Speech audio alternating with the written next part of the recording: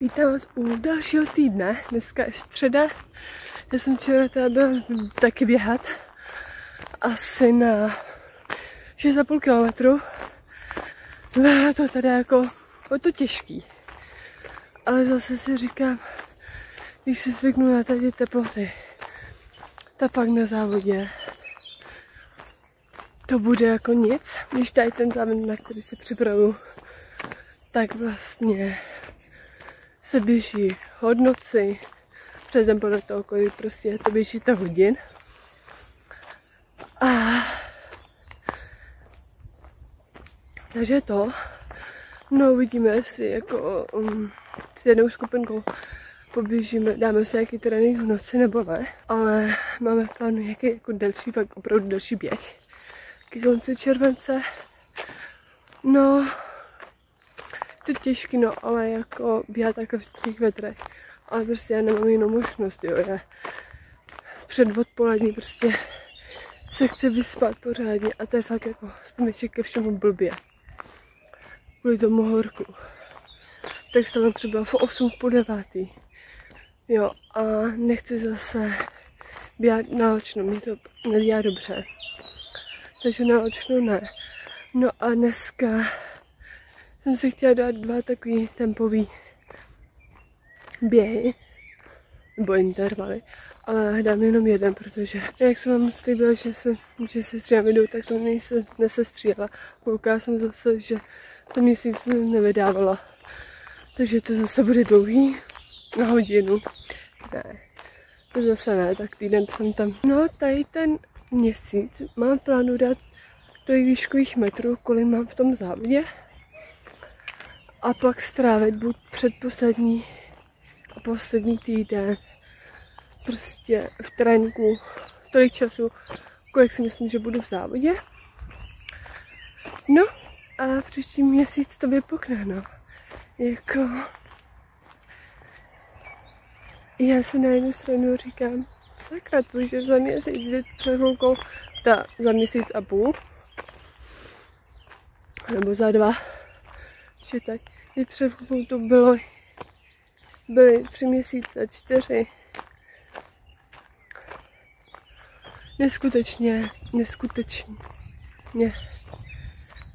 Neskutečný, jak to rychle utíká. No, to byla ta výzva. Tak se mějte, já jdu na ten trénink. Tak mám za sebou ten úsek. Jsem fakt jako ráda, že jsem se rozhodla běžet jenom ten jeden. Protože 2 bych určitě nedala. Za první horko vím, měla bych chodit dřív nebo později, ale i energie.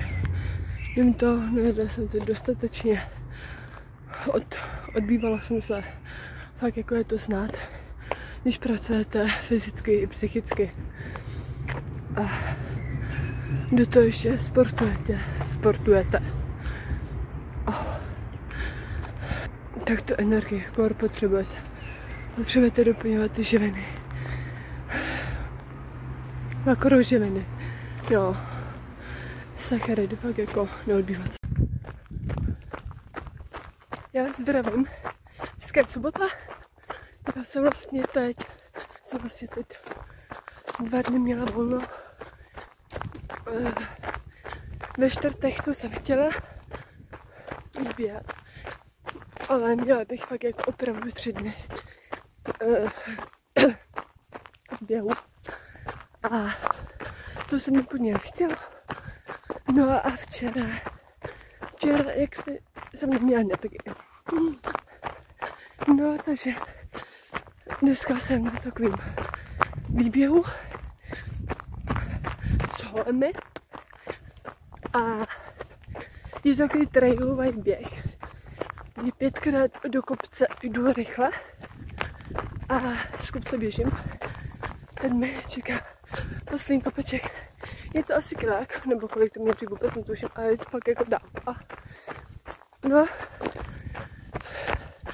celkově dneska uběhnu si myslím 17 km. Za chvilku budu mít 12, takže ještě 5. Ale utíká to. Vůbec jako se mi nezdá, že no, jak už mám tolik kilometrů A ono to dělají ty kopečky, že jo. Já moc ty rovinky nemusím, ty dlouhý běhy po rovinkách. Ale je to potřeba, trénuje se prostě vytrvalost, které není stavební kámen, proto abyste mohli zrychlovat. To mě čeká zítra, ale fakt jako možná si to dám na hoďku. Uvidím, jak se budu cítit, budu rozlámaná, ale potřebuji trénovat v únavě, aby se to zvyklo na ten šok, který se na něj připravuje na konci srpna. No, chtěla bych tady ten měsíc uběhnout tolik výškových kilometrů, který budu mít v závodě.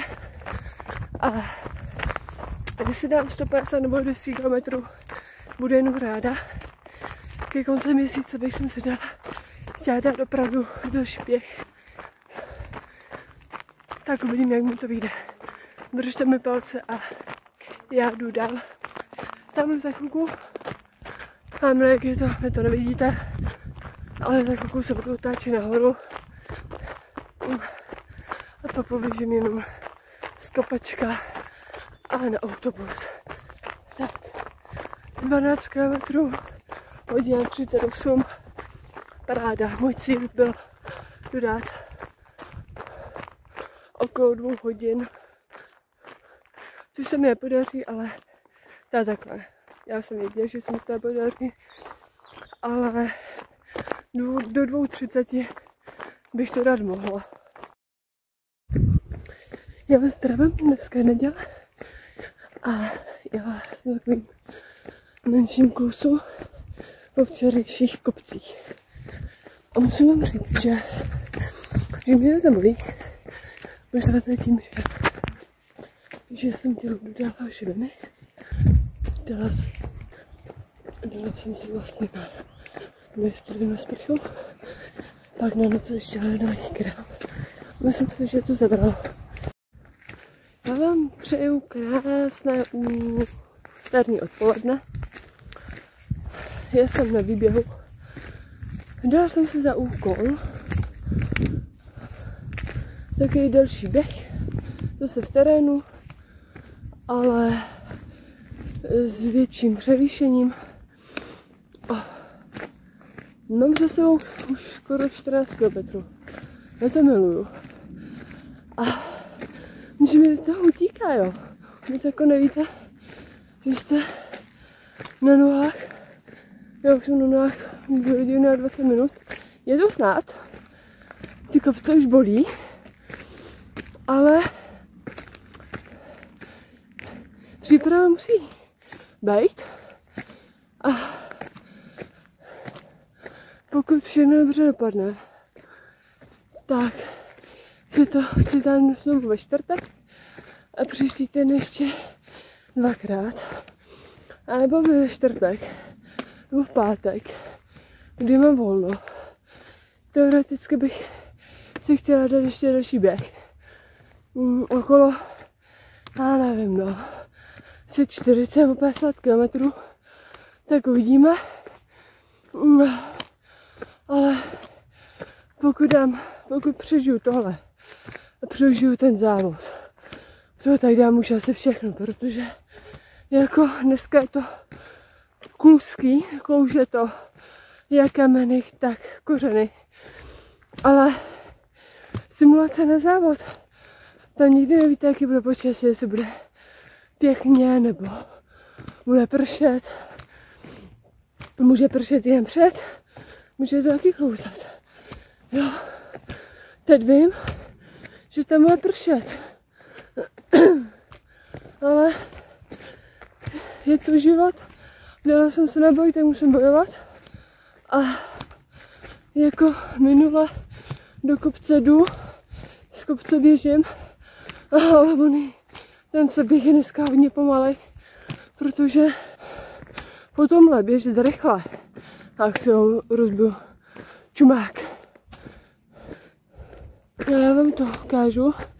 Já jsem tady ten kopec vybíhala, když jsem trénovala na Rakovnickou 25. Jestli mohl být leden nebo únor, tak jsem ten kopec vyběhla. Nevím, jestli celý, nebo jen kousek, ale dala jsem to. Ale protože vím, že v tom závodě půjdu většinou do kopce, tak trénu chůzi do kopce. Jejte se na to. Jo? Krása. Říkali, že nebude pršet. To víš, že dala jsem si za úkol vyběhnout 2krát nebo 3krát jeden opravdu šílený kopec, který má přes 1000 metrů. A budu ráda, když to dám 2krát. I tak, když to dám 2krát, tak se pochválím. Já vás zdravím. Dneska neděle. Já jsem se vás vlastně rozvala několik dní, ale včera v sobotu jsem měla volno, ale byla jsem na odpolední v práci a v pátek vlastně jsem si dala takový 10kilometrový výchůz s parťákem a uteklo to, nebo vlastně jsme si dali 9. No a potom jsme byli na jídle, doplnit energii. No, já dneska opět běhám kopce. 10x 200 metrů do kopce. Zpátky chůze. A už jako nemůžu.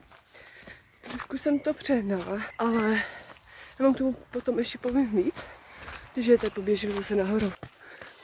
Takže takovýhle kopeček běžím.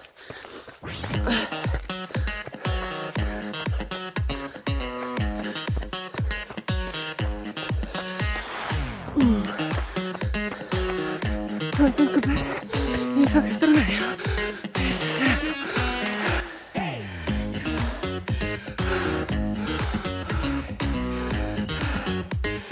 To jsem si zase něco vymyslela. Všichni mi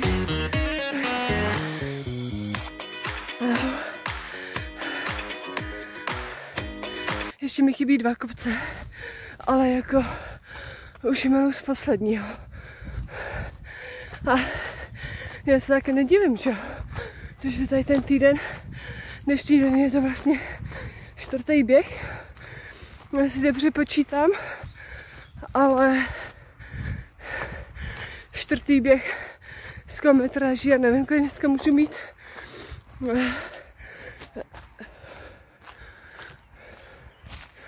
Měla jsem asi 56 km. Jo, 17, 30 a 9 je 56. No dneska nevím. Asi 7 nebo kolik. Takže to je přes 60 km v nohách. Měm 4 dní. A s ukrutným převýšením. Ještě dokonce. Takže je fakt to hnus. No a příští týden jsem takovou větší výzvu. Ale nechci to říkat, protože kdybych to nesplnila, tak by to bylo jako mít za to, že bychom se dali nějaký závazek, který bych potom nesplnila, jo. Můžu vám dát tělo stopku. Jo, takže dle pocitu cíl tam nějaký mám během toho týdne, tak uvidíme, jak to půjde. Ale jako upřímně, když jsem během 2 dní dala 39 km, chodit můžu, jako i v práci, jako už nejsem taková zvadla. Takže asi jako doplňuji kvalitní stravu, regeneru, studená sprcha, nějaký krém na nohy a jedeme. Závod se neptá, jestli se vám chtělo nebo nechtělo. Já vás vítám u dalšího dne. Dneska je čtvrtek. Já akorát vycházím další kopec. A upřímně, myslela jsem si, že to dám dneska na 15 km. Ale já vím, že bych měla. Ale za první už to nezvládají a za druhý není mi moc jako nejvíc, takže si myslím, že mám za sebou nějakých 8 kilometrů. Když to půjde tak se to dám ještě jednou. Ne, kecám. Dám si ještě jednou dolů nahoru a pak krátký kopce. No uvidím, možná se ještě rozhodnu, že bych to dala, ale uvidíme. Ten kopec je fakt jako krutý. Já vím, že musím fakt jako převýšení. Když to pomalu nejde ani vyběhnout, ani jako sejít. Já vím, že jsem protivná, jo. Já mám předmenstruaci, takže jsem prostě taková unavenější. Jo, ale fakt jako dneska mi není dobře. Vůbec jsem do sebe nedostala skoro žádnou vodu, protože nebolí nějak žaludek. Ne, že bych jako se s tím nedala běhat. To se zase dá, ale prostě netáhne to, fakt to dneska táhne. A ono jako když nejste hydratovaný a máte ještě před svým cyklem, tak jako to není moc nejlepší. Ale uvidím, kolik to dneska dám. Tak se mějte za ty mesky, já se zase ozvu. Ahoj, dneska je sobota. Vůbec nevím, jaký datum, jestli 19, 18, netuším. Ale já jsem akorát na výběhu. Chtěla jsem si dát popravdě 37 km. Kde výškový metrů bych měla 17. Ale za prvý dostala jsem menstruaci, za druhý už na 10. kilometru jsem prostě věděla, že to nedám. A takže teď si tak jako šourám na Karlštejn a pak zpátky do Berouna, kde si dám s kámošem pivko, posedíme, pokecáme. Je to těžký, fakt jako 3. den jít kopce. Do čeho jsem si to uvrtala. A ještě dokonce dneska 4. den po sobě, jo. No, jako nevím, jestli dneska tomu můžu říkat běh. Ale jako ono je i teplo, jo. Takže teplo do toho jsem si vzala malo pití. Takže to se také podepisu, ale nejvíce aspoň na to podepisu je prostě ta únava.